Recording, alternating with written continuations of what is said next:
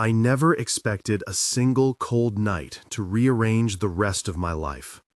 It was January of 1974, the kind of blizzard that turns a familiar road into a white question mark.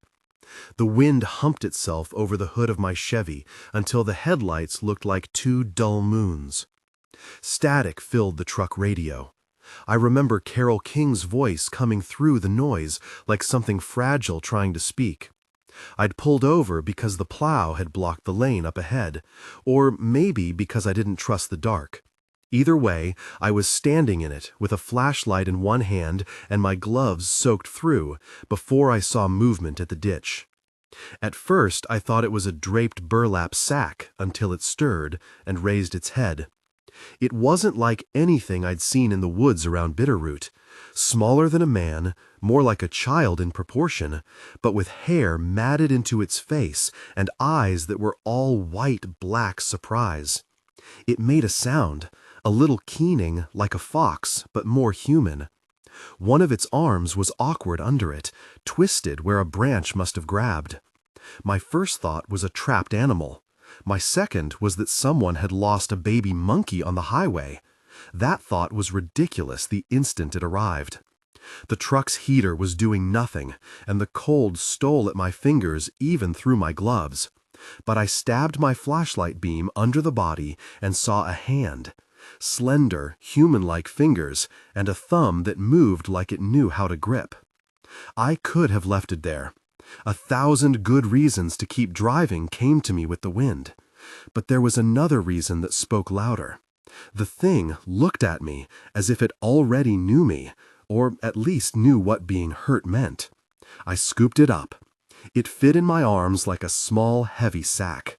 It wasn't warm, more like lukewarm, and it smelled of damp fur and pine sap. When I got it into the truck, it didn't scream or claw. It curled into my coat as if it had been waiting for a jacket for a long time. Back at the cabin, I lit the old wood stove until the metal flue hummed and the room filled with the dry, familiar smell of cedar and smoke. I had a braided rug, a stack of Carole King records leaning against the radio cabinet, and a teapot that had been causing the kettle to whistle in the background of a dozen other storms. I sat on the floor with the creature cradled in my lap and realized I had no clue what to do. I was 22, maybe 23, hands calloused from wrenches and winter, not from baby bottles or bandages for something that might have come from a different branch of the world. It chewed at the blanket I wrapped around it. Its teeth were small and flat. Its forehead had a crescent scar where frost or bark had split the skin. When I tried to examine the arm, it flinched like any scared thing. I tore a strip from an old t-shirt, fashioned a splint with a paint stirrer, and tied it loose.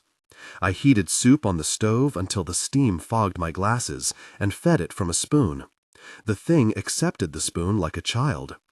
Back at the cabin, I lit the old wood stove until the metal flue hummed and the room filled with the dry, familiar smell of cedar and smoke. I had a braided rug, a stack of Carole King records leaning against the radio cabinet, and a teapot that had been causing the kettle to whistle in the background of a dozen other storms. I sat on the floor with the creature cradled in my lap and realized I had no clue what to do. I was 22, maybe 23, hands calloused from wrenches and winter, not from baby bottles or bandages for something that might have come from a different branch of the world. It chewed at the blanket I wrapped around it. Its teeth were small and flat. Its forehead had a crescent scar where frost or bark had split the skin. When I tried to examine the arm, it flinched like any scared thing. I tore a strip from an old t-shirt, fashioned a splint with a paint stirrer, and tied it loose. I heated soup on the stove until the steam fogged my glasses, and fed it from a spoon. The thing accepted the spoon like a child. It made a small noise of pleasure, same as the sound it made in the ditch, and placed its hand on my wrist with surprising gentleness. I don't know why I named it Little Bit right then. The name felt right, not mocking, not tender in a way that would make it a pet, just true to size and circumstance. Little Bit slept in a cardboard box by the stove. The haunch of the storm was outside, and inside the world reduced to the two of us and a crackling fire. I put on Carole King's Tapestry and watched as the small head bobbed to the melody, ears flicking when the piano rose and rained. Over the next 3 days, the rescue turned into care. Little Bit showed an odd curiosity. It learned how to cradle the spoon after watching me, it mimicked my mouth around the rim of the kettle, and it liked the bob of the vinyl more than the song itself. Maybe the steady rhythm soothed whatever human-like part of it that remembered regularity. It rubbed its small hand against the record sleeve as if reassuring itself the music could be held. Language came slow. At first there were noises, clicks, breathy vowels, that suggested an attempt at mimicry more than conversation. It watched my lips, my throat, the way consonants snapped in the cabin air. Then it began to make short syllables after me.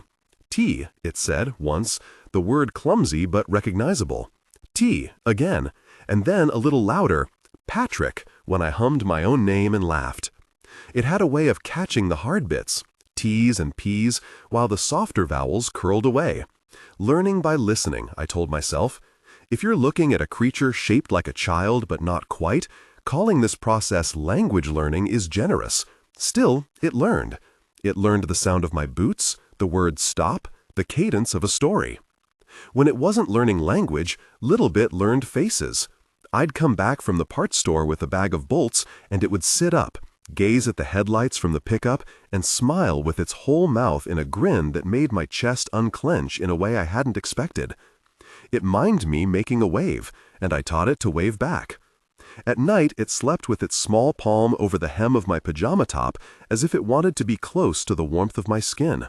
I understood then that this was not a pet so much as a being that had, for some reason, chosen me.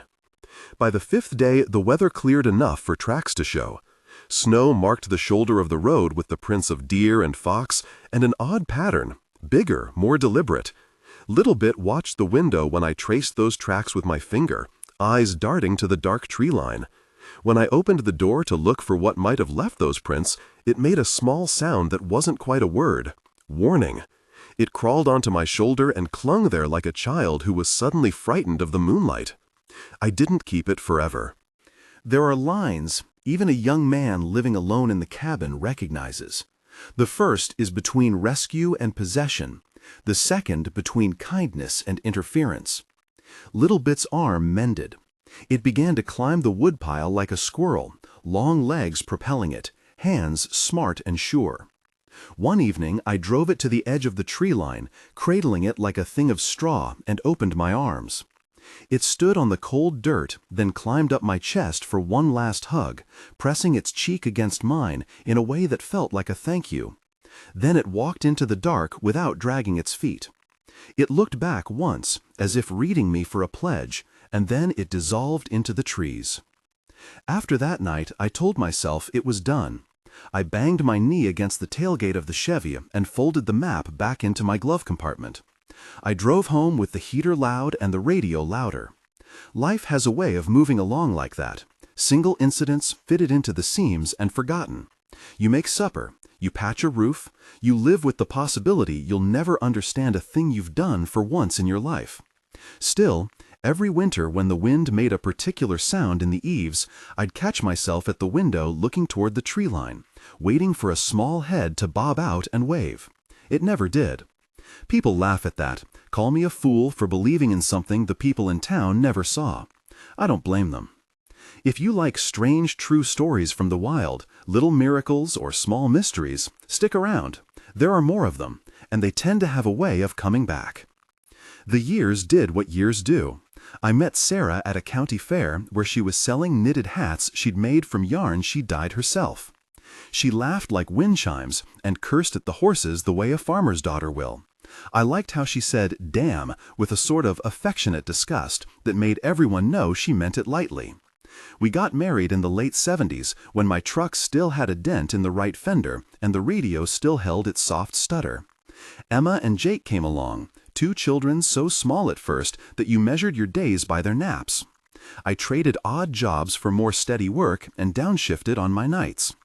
Our life was full of small, honest things: scraped knees, canned peaches in the cellar, snow boots by the stove. There was no sign of Little Bit for 20 years. When I told people about the night in 1974, half of them nodded politely, and the other half made a joke, and the last made the weatherwax face that means they're not interested in the part about the carved token years later. I kept my memory like a private relic in the glove box, an object you remember by feel, not by looking. Life, as it often does, rearranged priorities. I stopped checking the tree line because I stopped having energy to look for things teams of years away. Then, in November of 1994, on a night that smelled like old leaves and the first hard frost, something knocked at my door. It was 3 deliberate thumps, like a hand testing whether an old friend is home. I told you the knock because I can still hear it when I close my eyes. Not a claw, not the staccato of a branch. Solid, measured. It came at around 10 in the evening. Emma and Jake were asleep somewhere under the covers. Sarah was in the kitchen, humming to a radio that had Carole King dusted on its face like a neighborhood talisman. I remember the way the lights cast the porch in a rectangle of gold. I remember thinking, for a flash, that a drunk neighbor had lost his way. Then the door handle moved. I don't know why the rational part of my brain didn't leap first. Maybe it did and was simply quieter that night. When the door opened, something filled the threshold that made the hair along my arms stand up like a salute. It was enormous, a silhouette of shoulders broad enough to break the doorframe if it had wanted, coat of dark hair threaded with frost.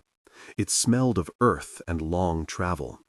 Where earlier I had been up close with a small thing in a cardboard box, now there was a presence that made the floorboard seem fragile by comparison. And there, in the middle of that great shape, a face I would have recognized in a crowd of strangers. The small, familiar features I'd kissed goodbye 2 decades before had grown, but not so much as to become unrecognizable. The eyes were larger, older, and there was a vertical white scar across the forehead where frost had mended a long time ago. It lowered its head almost shyly, then spoke. "Patrick," the voice said. It was a low thing, the kind of voice that vibrated through ribs. The words were broken, clipped, learning still, but unmistakable. "You, help. You, friend." It said my name the way a familiar song is re-remembered. An absurd laugh came out of me, part disbelief, part joy, part a sound like a man who had been waiting 20 years for a letter and finally got it. Little Bit. The name sounded small when it left my mouth, but it landed like a prayer. Little Bit, it confirmed. And then the large hand that held its weight cradled a smaller hand against the chest like a gesture of protection. Little Bit, big now, thank, watch you, watch family. The cabin felt too small for the sound of it. Sarah stood frozen behind me, her face a painting of being told something impossible. She'd always, like everyone, loved a story. She didn't love being the one who walked into one without preparation. For a long time, she said nothing. The creature, my Little Bit, stepped into the kitchen as carefully as a person moving through a house that felt theirs by right. It lowered what might be called its head toward the wood stove as if recognizing it, and then lifted its eyes back to us. "I watch," Little Bit said. "Help. Mountain. Bear. I scare." The words were short, their grammar rough, but the gist was clear. It used its free hand to trace the line of the yard. Cougar, leave when I make noise. Storm, come and sit outside. Keep safe. Little Bit watch. It said this with the modesty of someone listing chores.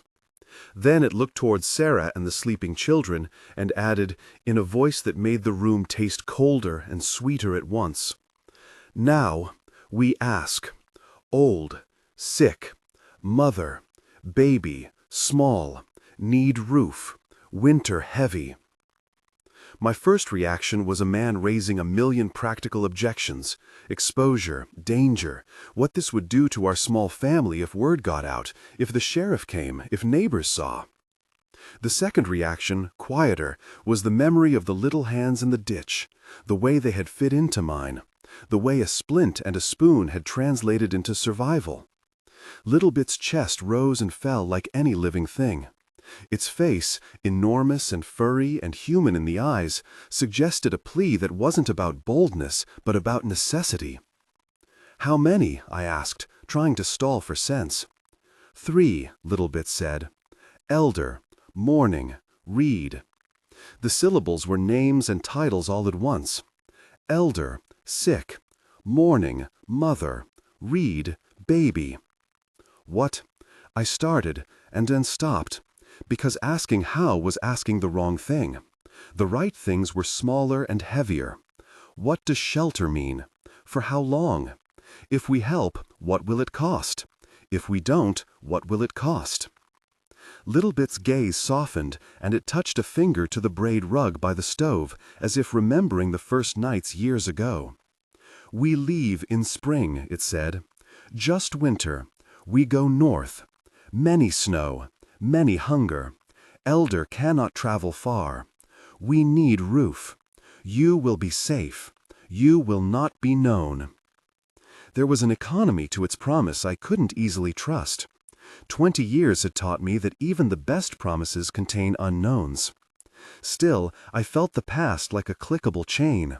One small link in a storm, another link of a newly grown being at my threshold, now asking for a favor that felt too enormous to be only a favor. The survival of 3 members of a species I had no right to name definitively. Sarah moved then, the way someone moves when the story is no longer theoretical. She cleared her throat and said, "Patrick, who is—" But she didn't get the question out. Littlebit looked at her and, with a clumsy tenderness that made Sarah's jaw go slack, reached up and touched the side of her face with the back of its hand. The gesture was so human that Sarah flinched and then, surprisingly, let out a low, contained laugh that also had a tremor to it. "Morning, make soup?" Littlebit asked me, reverting to the simpler verbs that had been, somewhere, in those 20 years, its school. We talked then in the kitchen, under the light that made everything domestic and small. Littlebit's English came in fits. It couldn't form sentences the way we do, but it could convey the necessary pieces. It told me that it had not just wandered the edge of our property in 2 decades, I watch, but that it had intervened when danger prowled close. A bear turned away by a show of size. A cougar frightened off where it had no right to be. A night when the river froze wrong and Littlebit made noise until a neighbor noticed and didn't fall through. It did not describe these in triumphal tones, more as inventory, as if noting what it had done to honor whatever debt it felt. It had been protecting us. "Why now?" I finally asked. Littlebit's eyes drifted to the ceiling as if listening to something beyond us. "Elder done bad last hunt," it said. "Hunters, many. Mother lost. Reed little. We hide. Not enough. Snow heavy. Old cannot. Need roof." The thing that chilled me like the wind was the rawness behind the words. It wasn't rhetorical. It wasn't some theatrical device. It was a report. It was also, if I could parse it, a plea that wore its truth plainly. Without a human roof, without supplies, without the small logistics of soap and baby blankets, the elder's sickness might become a cold, unremarked death in the snow.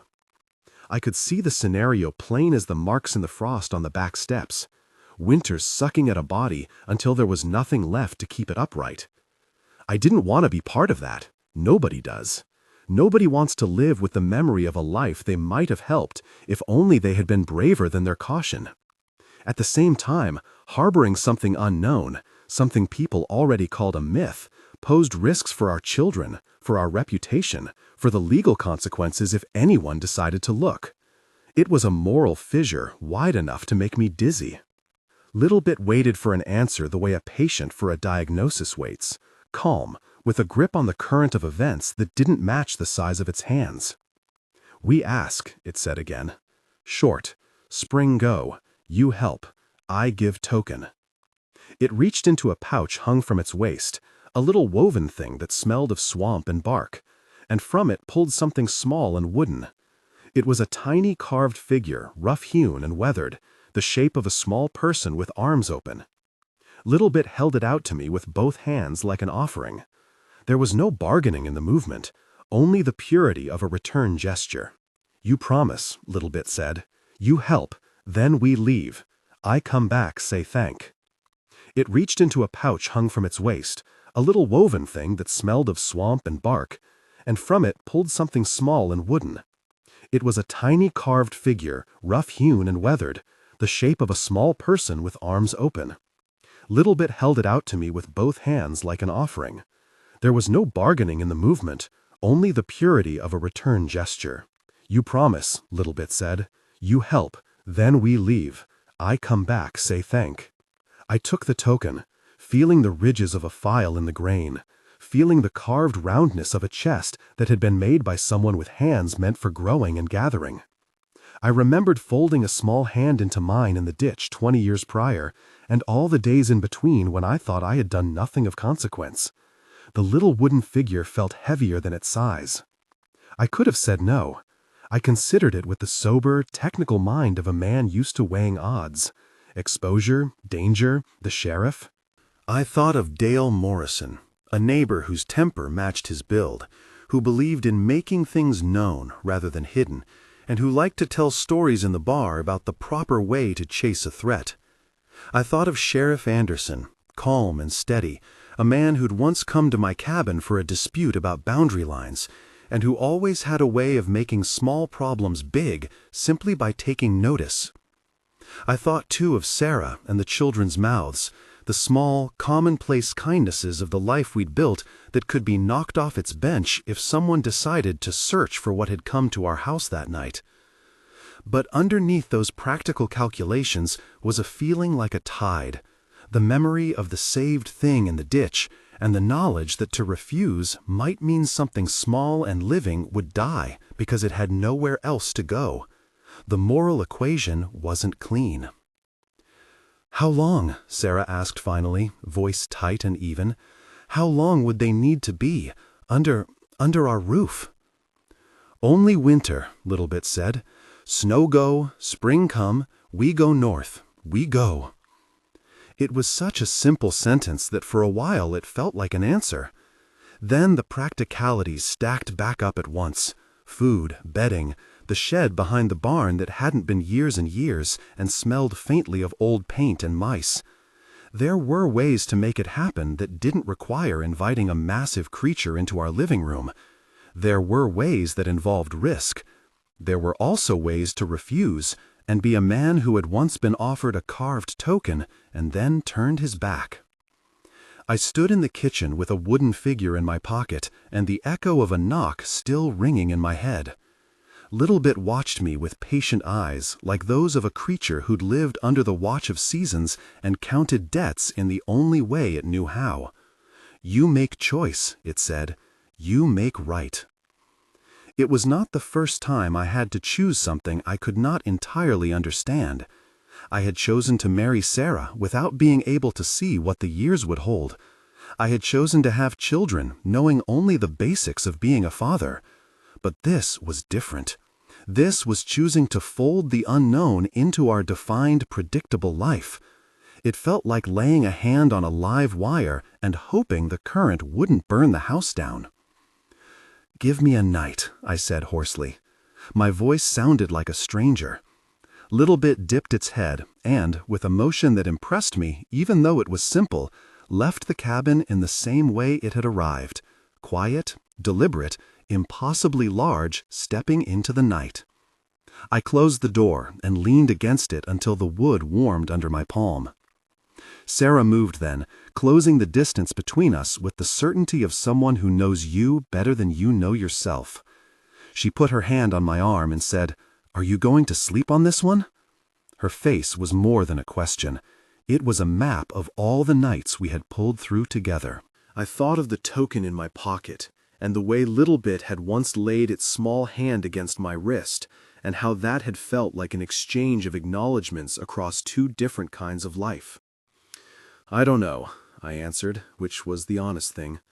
The honest thing, too, is that I felt something like fear stretched thin with responsibility. I felt a wonder, old, stubborn, as if the world had folded over itself and given me back a fragment of a past kindness to tend.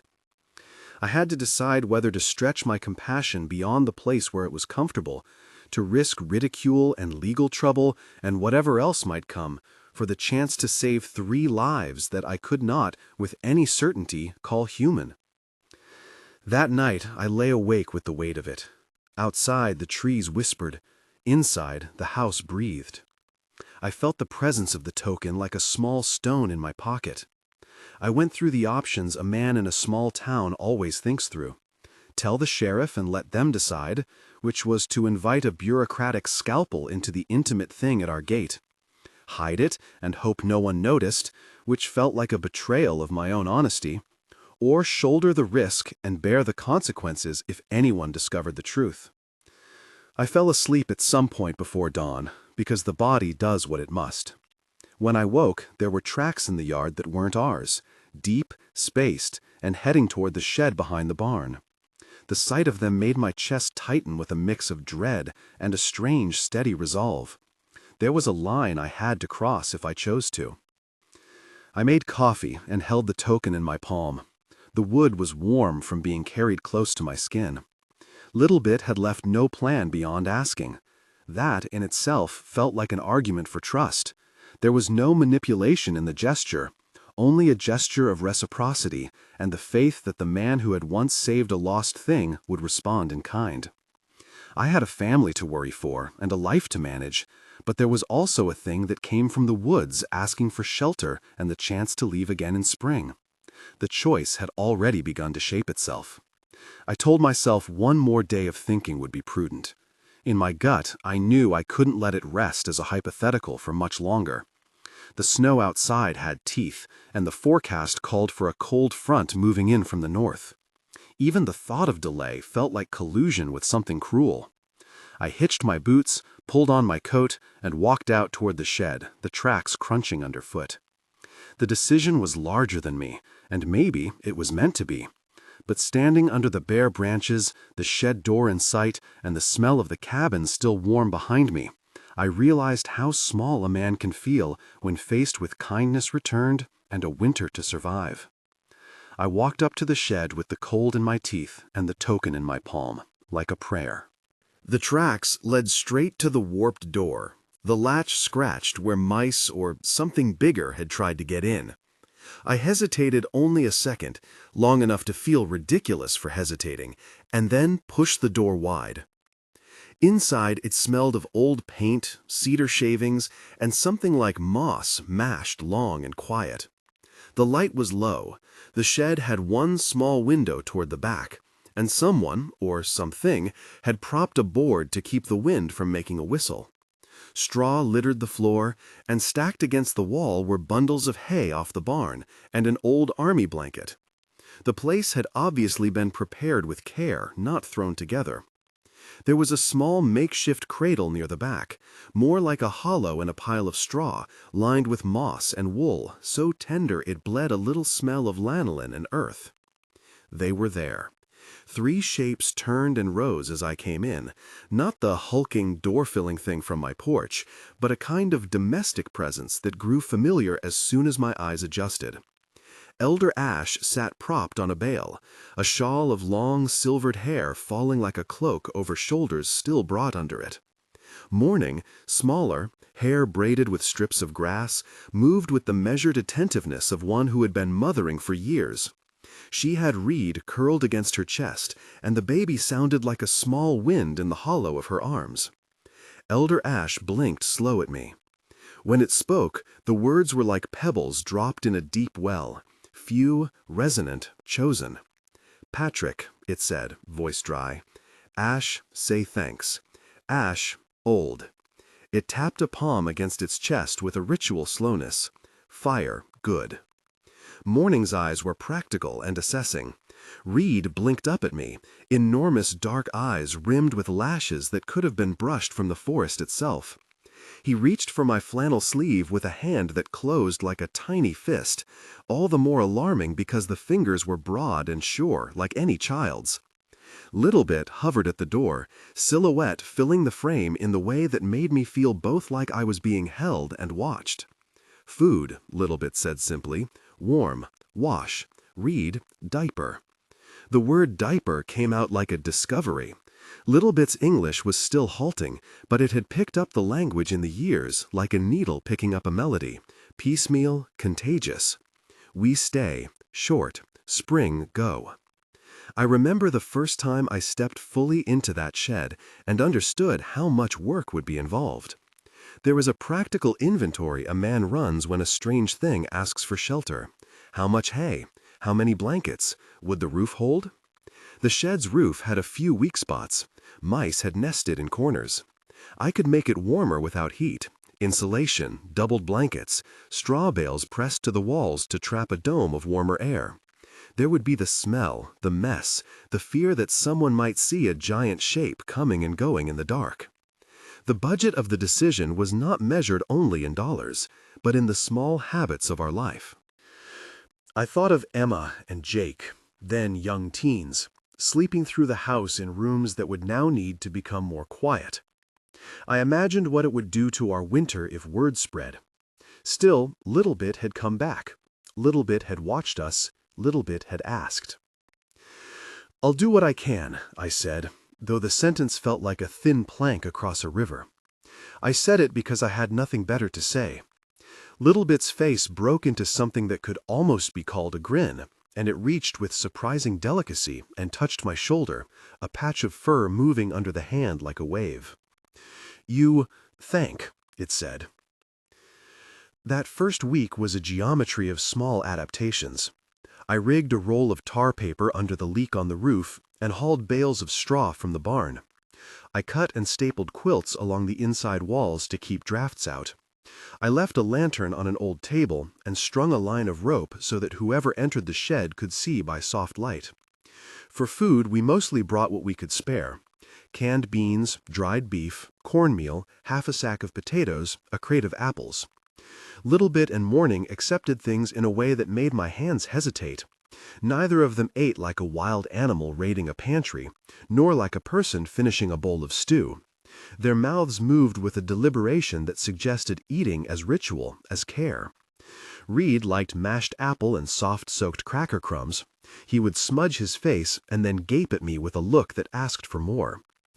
I established a schedule, my own little code to feel like I had control. I would go out at dusk, after I said my piece to Sarah and the kids, and after the light was soft and the road quieter. I carried food in a burlap sack and left it at the threshold, calling softly, "Littlebit," until a giant hand would wave me in. Sometimes Littlebit would sit on the steps and tell me stories in halting sentences, punctuated by gestures. Littlebit told me a story about a river where elder stones had faces.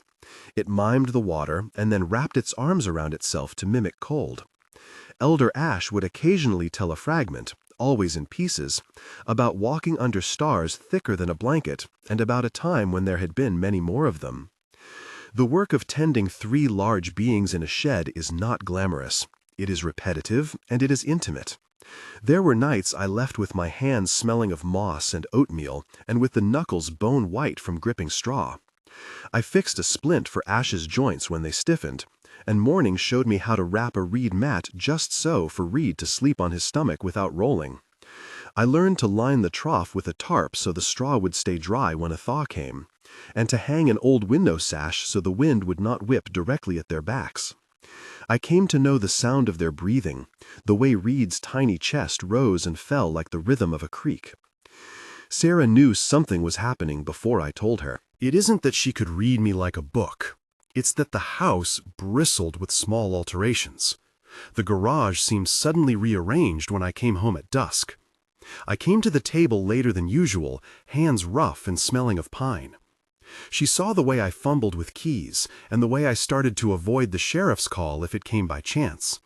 She saw the token in my drawer when I set it down once and forgot to put it away. For nights, she said nothing, and then, one evening, she followed me. She tailed me as if she were a detective in a story we both knew was ridiculous, me sneaking a sack of pantry goods to a shed outside the barn at the hour when the stars are crooked and thin. She didn't make a scene. She watched from behind the corner of the barn until Little Bit's shape filled the doorway and a soft call went up like a sound asking permission. When she finally came forward, the way her face broke when she stepped into that muted light is a thing I still carry. Rage came first, because that was her natural armor. Betrayal followed because she felt shut out of our secret life. But under the anger was a more complicated knot, the sight of a baby reed pressed against Morning's chest, the way Little Bit's large hand uncurled with the gentleness of a man adjusting a child's scarf. "You lied to me," she said to me later, in the kitchen where the light was domestic and unforgiving. "You lied, Patrick." "I didn't know how to tell you," I said. I could hear the thinness of my voice as if it were a rope through a small hole. "I didn't want to make you worry. You made decisions that affect our children without me, without telling me that people, whatever they are, were being kept in our shed." Her hand curled around the handle of the coffee pot until it creaked. For a minute, she was shook by the size of it all. "You let them in and didn't call the sheriff. You didn't tell me when 3 of our lives could be upended." I didn't have a good answer. What I had was a memory. Little Bit in my lap, the 2 of us listening to Carole King while snow stung the eaves. I had the token in my pocket and the small hand that had once clutched my wrist. "I wanted to help," I said, the simplicity of it both a defense and an indictment. She looked at me like someone measuring whether the person she loved had turned into someone else. There was a long minute where we both considered the narrow lanes of blame and the wider highway of necessity. Finally, she put the pot down and moved to the pantry. She pulled out jars and rags and began to assemble things as if preparing for a trip. The movement was decisive, more than anger, more than disbelief. It was action in the face of a possibility that she'd been excluded from. She filled a box with baby clothes she'd kept from our own children, with clean towels, with a little knitted cap that she had made for one of the twins years ago and had never given away. The tenderness of it, her getting out the things we'd saved for small emergencies, softened the hard line around our kitchen. "I hate that you hid this," she said, packing, "but I can't stand thinking about a baby like that out in the snow. If you're going to be foolish, I'm going to be foolish with you." That's when the change happened. Her discovery didn't become a crack that split us. It became a second, deliberate choice. She began to come out to the shed, first at dusk and then in daytime when the work needed 2 people. She learned to lift a bale and hold the lantern just so. She wrapped reed mats and stuffed a drawer with cloth diapers she'd sewn herself. With her there, the panic and the secrecy eased into the rhythm of caretaking. She asked questions, practical ones at first, then more delicate ones. "How old is Reed? How long will he need diapers like this? Are they dangerous to the kids?" Little Bit answered in the way it always had, short, honest phrases. "Reed, small.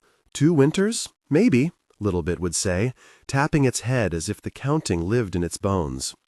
The vagueness didn't bother Sarah in the way you might expect. She simply placed a weight of blankets by the door and made room in her heart for one more unknown.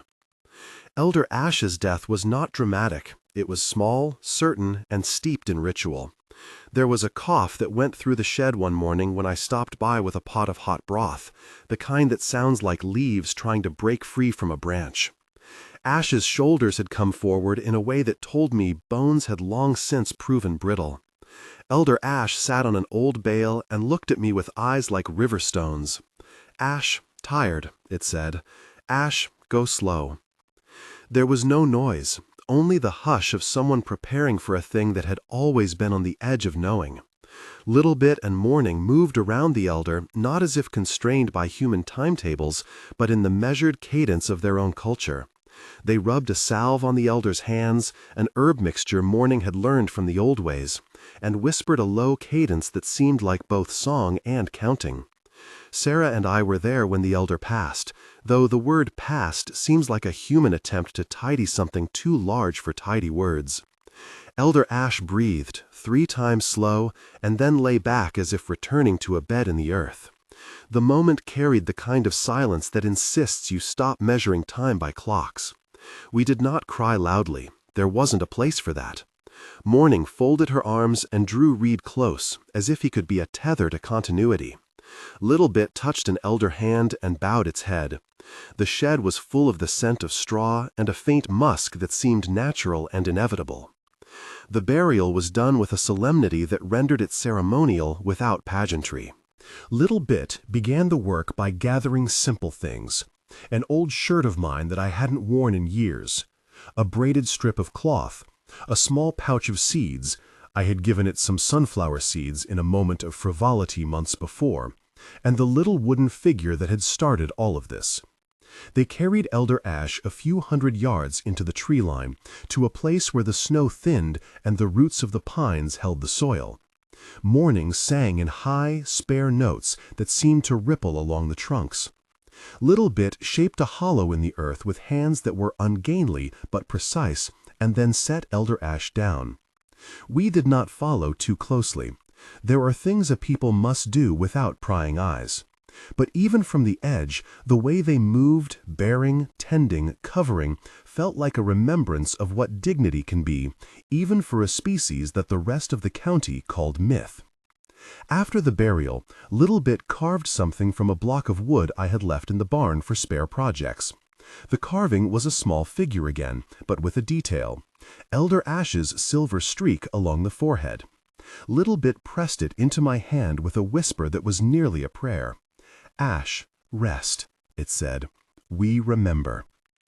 There were practical consequences to the elder's death that landed like stones thrown into a quiet pond. Without the elder's careful eyes, Little Bit and Morning needed to be more vigilant. The balance of the shed shifted. The thing that had kept our arrangement manageable, the elder's quiet authority, was gone, and the world felt simultaneously smaller and more exposed. We continued with the routine, but the winter had a way of making the heart beat faster. Snow fell deeper than I expected. The road out of our valley iced into a sheet that only the plow could cut. Rumors began to swell in town, the kind of murmurs that find a life in the bar and at church potlucks. A farmer hinted at having seen something big by his tree line. A hunter muttered about strange footprints near the river. I kept my head down, doing my rounds, bringing in food, warming the pots, and watching Little Bit teach Reed to clap in a slow, exaggerated motion that made the baby's laugh sound like a small thrum. Then Dale Morrison saw the shed. Dale was not a cruel man by nature. He was loud and convinced that transparency was the measure of a good neighbor. He also liked to be the first to a story. One mid-afternoon, when the sky was a thin, flat gray, and the light made the farm look like a page in black and white, Dale had the misfortune, or fortune, depending on how you see it, to turn the corner by our barn at the exact moment Little Bit was hauling a bale with Morning's help. Dale's eyes widened the way they did when telling a joke. He stood for a second, mouth open, like someone who had walked into a movie halfway through. He didn't make a sound at first. Then he shouted. His shout was a sound that travels. It was immediately in the bar across town, in the post office, and on the sheriff's notebook. "Patrick, what the hell is that out back?" I heard Dale before I saw him, a human alarm bell over the wind. I ran to the back of the house, and the sight of him standing there, face flushed, eyes wide, made a cold that had nothing to do with the weather. Little Bit froze, Morning drew Reed in, and for a moment everything smelt like the wood smoke of panic. Dale did the thing he always did. He walked around the perimeter, expecting a fight or a prize. And then he saw the shed door half open and a large hand folded over the frame. The sight seemed to freeze him, as if a light had gone out. He stumbled backward, tripping over his boot. "Jesus," he said. "Jesus, Patrick, get—" Words are poor weapons against a scene like that. There was a moment when Dale's fear could have become something ugly. He had a shotgun in his truck, which he kept for coyotes and for the theater of power. I thought, for a ridiculous and terrible heartbeat, of what might happen if his fear found the wrong partner. Dale shouted and ran for his truck. There wasn't time to intervene. By the time I reached the shed, Dale had revved the engine and was peeling away like a man whose patience is more with rumor than with understanding. He disappeared down the lane, dusting up white in his wake. It was a stupid relief that he left, as if the danger had been averted because one man chose to flee. But Dale didn't keep quiet. He told half a town what he'd seen, a monstrous thing at Patrick's barn. Stories proliferate in that economy. The sheriff, a conscientious man named Anderson, came by the next day with the quiet rigor of someone who treats every rumor as potentially important. He asked questions, the kind Sheriff Anderson asks, methodical and precise. "You get many visitors at night?" he asked, without inflection. Neighbor saw something big. Tracks by the shed? He took notes in a small book. I watched him from a kitchen window like a boy watching an eclipse. I had prepared for a thing like this in the abstract, a sheriff's curiosity, a neighbor's gossip. I had not prepared for the particular way news stirs people into being. It was as if the idea of something unknown sheltered in our yard loosened a screw of attention across the county. The sheriff asked to see the shed. I declined, giving him a practiced, legal-sounding reason. "No, Sheriff, it's my property. I don't think anyone's been in there lately." He pressed, and I deflected. I felt neither pride nor cleverness. I felt the slow, grinding worry of someone trying to hold a hole closed with their hands. Dale kept telling his story. Someone put the word out to a talkative man at the feed store, and then the talkative man told someone else. The paper ran a little piece that was careful, mostly quoting the sheriff's lack of comment and an editorial about small-town worries. The tone of the county moved from rumor to readiness. Hunters started bringing up the subject in the light of day as if discussing local politics. That kind of attention is a pressure. It pushes on the seams of anything hidden until the covering either holds or rips.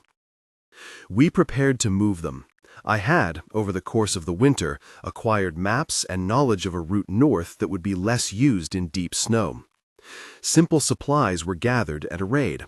Oil lamps, dried meat, a pack of sea ration-like biscuits I found in the back of the barn, a rope, a second-old blanket sewn into a pack for Reed.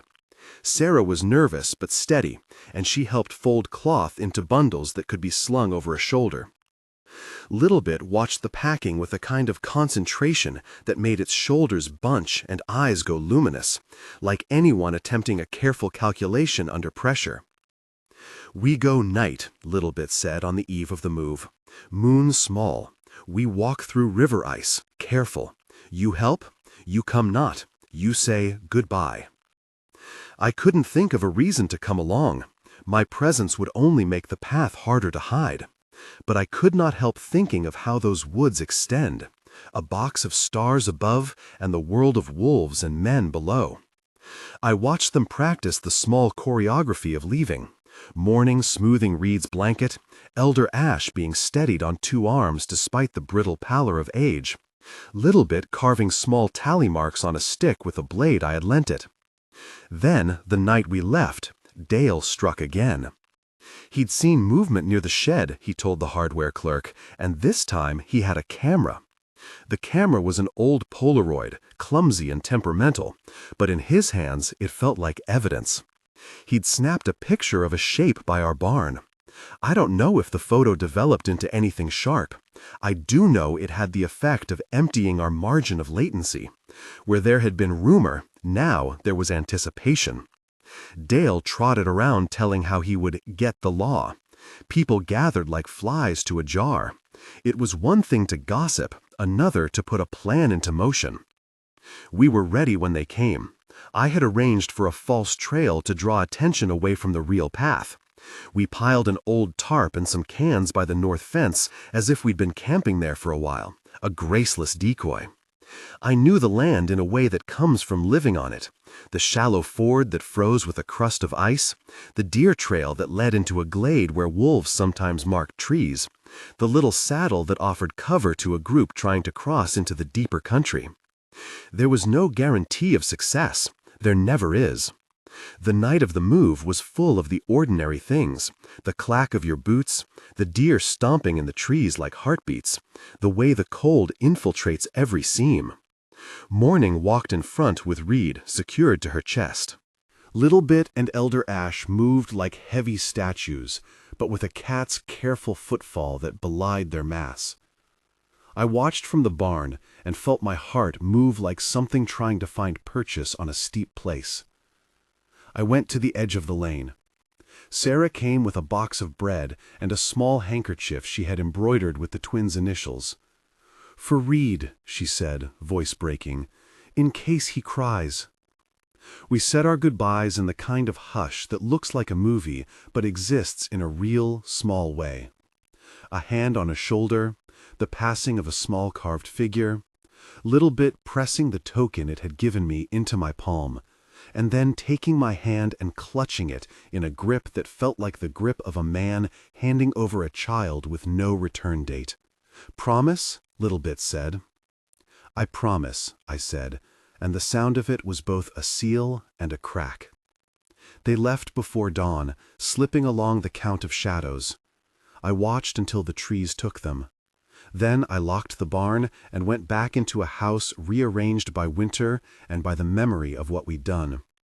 For a long time, the house felt empty in the particular way a theater feels after the curtain has fallen and the actors are gone. The seats keep a memory of warmth. Days passed with the business of work and soup and making sure the kids had homework done. Sheriff Anderson came by a few days after and asked questions again. He had that look of a man bridging his own curiosity with his duty. "You sure they're gone?" he asked, casting a glance at the shed when I said yes. We said yes. We had to say yes. The town didn't have physical evidence. The tracks in the snow drifted and melted, and what was left were only footprints at the edge of imagination. The sheriff took Dale's statement and gave it the thin dignity of bureaucracy, then filed it under unverified. People continued to whisper. Dale continued to make rounds of the bar. The world ran on. But there was always, for me and for Sarah, the impression of that night. A long line of lives moving north beneath the raw stars. Summer came, soft and verdant. The fields bloomed, and the children grew like small trees in predictable ways. Life resumed its cadence, but I couldn't quite get the image out of my head. Little Bit's hand in mine, morning tucking Reed in like a small, fierce mother. The absence became a presence in the way an empty chair at the table reminds you of a person. It shaped your days. Months later, on an August afternoon that smelled of cut grass and sun-warmed tar, the mailbox was full of mostly the usual: bills, a flyer for a county fair, a postcard from my sister. But there was an envelope tucked at the bottom that felt wrong for its weight. It was heavy as a small stone. My name was on it in a hand that was not mine, looped and careful, with a smear of something that might have been sap. Inside was a small carved wooden figure, and a thin strip of birch bark folded like a note. The carved figure was unmistakable. A small person with arms open, like the one Little Bit had given me the first night it returned. This one was different. The wood was sanded smooth and stained a darker brown, and there were tiny notches along the base that suggested a story. The birch bark pictograph was a simple line drawing, a path from our barn into a series of trees, then a pair of mountains with a sun above them. There were additional marks that my eye could not translate into language, but read instead as movement: dots like campfires, small circles like bodies resting, finally a line that rose into the shape of a star. I held the little figure until my thumb rubbed the grain into a soft place. I carried it into the kitchen and showed it to Sarah. She looked at it the way someone looks at a ghost they have learned to love, equal parts wonder and careful disbelief. "Do you think they made it?" she asked, voice small. "I don't know," I said honestly. That was the truth, an honest, comfortable little lie about certainty. but I think they wanted to tell us something. We pinned the birch bark ribbon to the bulletin board above the stove where the kids could see it. The carved figure found a place on the mantel, between our wedding photo and the jar of coins for the kids' college funds. It sat there like a promise we had been granted and kept. I never claimed the story as proof of anything scientific or even fully verifiable. I have friends who shake their heads and say it's a tall tale told by an old man with too much time. I have others who nod and ask me quietly if I think I did the right thing. For me, the merit of that winter is not an argument to be won, but a memory to sit with. The winter where we chose to shelter 3 beings who had no one else to shield them. The carved token came with no march of triumph. It was a small, private confirmation. It did not measure worth in trophies or headlines. It measured something less ostentatious: reciprocity. Kindness begets kindness in unexpected shapes and sizes. When I take the carved figure in my hand now, I can still feel the notches where a blade had passed. I can see where a small maker had pressed a thumb into wet wood to steady it. The thing is humble. The truth of it is humble. There is a cost to secrecy. For months after, we had to navigate a small moral geography of silence, explaining why I was gone at odd hours, deflating neighbors who asked with a half-joke, keeping the children from overhearing a story too large for them. Dale continued to tell his version of events at the bar, making himself small and large in the telling. Sheriff Anderson kept his distance, as if the business belonged to a realm he could visit but not inhabit. None of that felt especially important against the shape of what had happened. I had made a choice. I had kept it. It had been costly in ways that are both small and considerable, and those costs continue in the choices we make every day. From time to time, I still walk out to the tree line on late winter nights. There is a sound the pines make when the wind skims them just right, a sound that reminds me of the hush around the shed those nights when I carried soup and straw. I stand there and imagine their route, a line across the map like a scar. And I think of them out there, moving in a world that is indifferent and then occasionally, like that year, unexpectedly kind. I do not know whether they prospered after they moved north. The birchbark pictograph suggests that they found places to rest, little hollows where firelight glowed, paths that led them under peaks. The token suggests someone thought to thank us in quiet. I keep the wooden figure on the mantel. Sometimes, when the house is empty and the light is a kind of gold, I take it down and rub it with my thumb. The grain warms under my skin. It reminds me not simply of a night in a blizzard or a strange shape at my door, but of how fragile the world is when you look under the things people call normal. It reminds me that an old man, Elder Ash, deserved a burial with dignity. It reminds me that morning tended her baby's small needs with the same fierce attention any mother gives. It reminds me that Little Bit, who had learned English by listening to a man in a cabin, chose to perform the hardest kind of reciprocity, to return when help was needed, to ask, and to trust that we would answer. People sometimes ask me if I regret it, all the secret keeping and risk and the way it altered our lives. My honest answer is no, though the truth is layered. There were times I feared reputational ruin, times I feared the children would learn something about the world too early, times I lay awake thinking of guns and men and the brittle edges of rumor. There were also nights when I watched Reed sleep on morning's chest and felt something like the wind leave and enter the world in a kinder rhythm. If you measure life by the count of safe things you saved, that winter reads like a small ledger of good that matters. I am not asking anyone to believe me absolutely. Believe the shell of the story if you must. Treat it as an odd thing that happened to a man in Montana with a Carole King record and a battered Chevy. Or take it as a parable about how a single act of care can close the gap between two very different worlds. Either way, the moral of it sits quiet and true.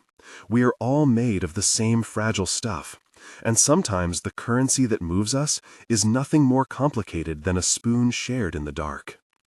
Once in a while, when the children are grown and come home with friends and talk late into the night, I'll tell them the story of the carved token and the birch bark pictograph.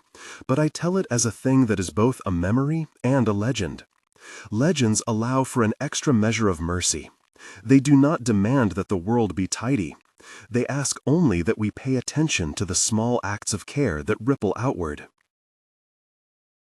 20 years after a random act of mercy in a blizzard, something improbable knocked at my door and asked for shelter. That knock rearranged in my life in ways I would not have chosen if asked, but perhaps it was chosen for me by the simple, stubborn logic of reciprocity. Little Bit came back grown, and with him came a responsibility I could not refuse. We sheltered them, and in return we were given a piece of something that will not fit neatly into a ledger: the quiet knowledge that kindness can cross the boundaries people think impossible to cross. If this story touched something in you, if it made you wonder about the small, strange kindnesses hiding at the edge of things, leave a comment telling me the strangest kindness you've ever done or received. If you want more stories that sit at the thin edge between what we know and what we hope, subscribe, and I'll tell you another one. For now, the carved token stays on my mantle, the birch bark pinned to the board, and the memory of a winter where 3 lives were kept safe remains a warm, small truth I carry with me.